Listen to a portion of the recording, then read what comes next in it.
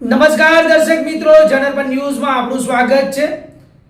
હું છું આપણો મિત્ર કંચન પરમાર। આવો સાંભળીએ આજના મુખ્ય સમાચાર। નારી શક્તિ અધિનિયમ બિલ અંગે ભાજપની પ્રેસ કોન્ફરન્સ। મહિલા અને બાળ કલ્યાણ મંત્રી મનીષા વકીલનું નિવેદન। બિલનો વિરોધ કરી કોંગ્રેસે મહિલા વિરોધી માનસિકતા છતી કરી। દેશની જનતા કોંગ્રેસને તેની માનસિકતા બદલ જવાબ આપશે। કોંગ્રેસને દરેક જનહિતના બિલનો વિરોધ કરવાની આદત પડી ગઈ છે। મહિલા બિલ પાસ ન થતા કોંગ્રેસે ઉજવણી કરી તે આશ્ચર્યજનક। નારી તો સશક્ત જ છે અને અને અને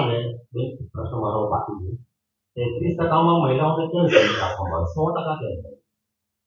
જ્યારે વાત આવે મહિલાઓને 33%ના વોટમાં કેમ સીમિત કરી દો? મહિલાઓને કોઈ સીમિત કરતું નથી। આટલા વર્ષો થઈ ગયા કોંગ્રેસે પોતાની સરકારમાં કોઈ દિવસ પાર્ટીમાં શહેર ભાજપ સંગઠનમાં 3 પુરુષ મહામંત્રી છે, મહિલા કેમ? આપની વાત અમે ધ્યાનમાં લઈએ છીએ અને વોર્ડમાં પુરુષ પ્રમુખ હોય, મહિલાઓ પ્રમુખ કેમ? અને 2024 ની ચૂંટણીમાં પણ લોકસભાની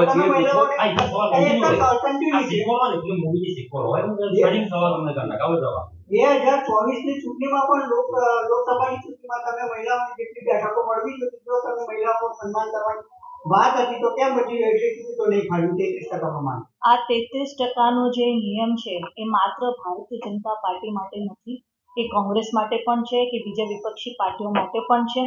અને જ્યારે આ 33% રિઝર્વેશન આવશે તો જે એની માત્રા છે જે બહેનોને આગળ આવવું જોઈએ અને નીતિ બનાવવામાં પણ ભાગીદાર બનવું જોઈએ સરકારમાં, એ સ્પષ્ટ રીતે થઈ જશે।